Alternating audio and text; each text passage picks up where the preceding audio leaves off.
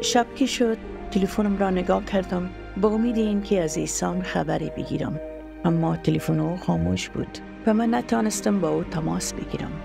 در ابتدا فکر کردم که شاید او در منطقه است که هیچ امکان ارتباط گرفتن را ندارد، اما با گذشت زمان و هنوز هم از او خبری نبود. من واقعا پریشان شدم.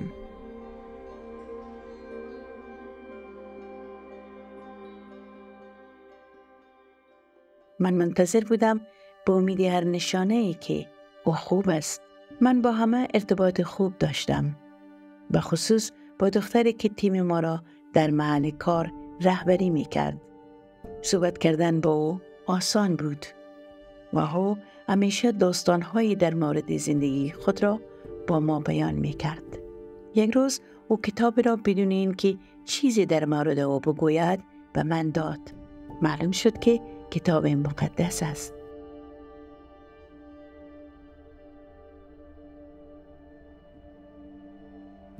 ایسان مرا بسیار دوست داشت.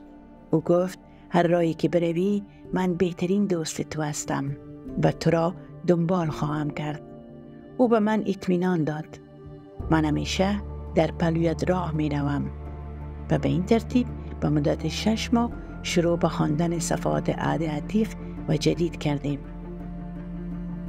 ما ایمان آوردیم، حوصله تعمید گرفتیم و از آن وقت بود که سفر ما آغاز شد.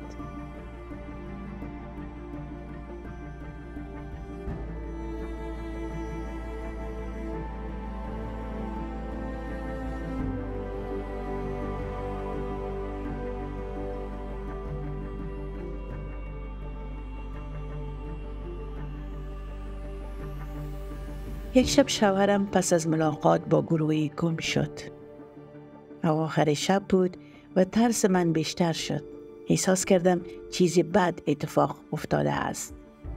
تلفنم را پنهان کردم با امید اینکه چیزی بهتر اتفاق داده باشد، اما از چیز بد می ترسیدم. 2 روز بعد متوجه شدم که جسدش را با آثار شکنجه پیدا کردن. وقتی خبر رو شنیدم در خانه بودم. پدرم هم آنجا بود. من به زمین افتادم و به حالت کما رفتم.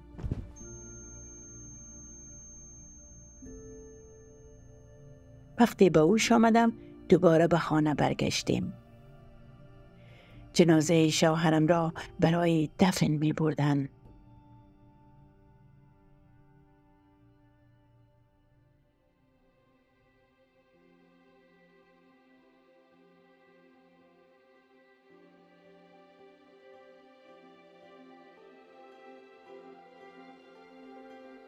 من هر روز با ایسان صحبت می کردم.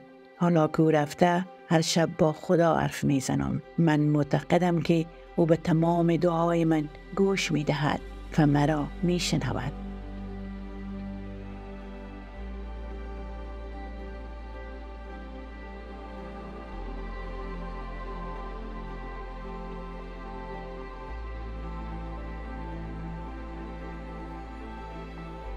تحت سایه حکومت طالبان زندگی بسیار مشکل است.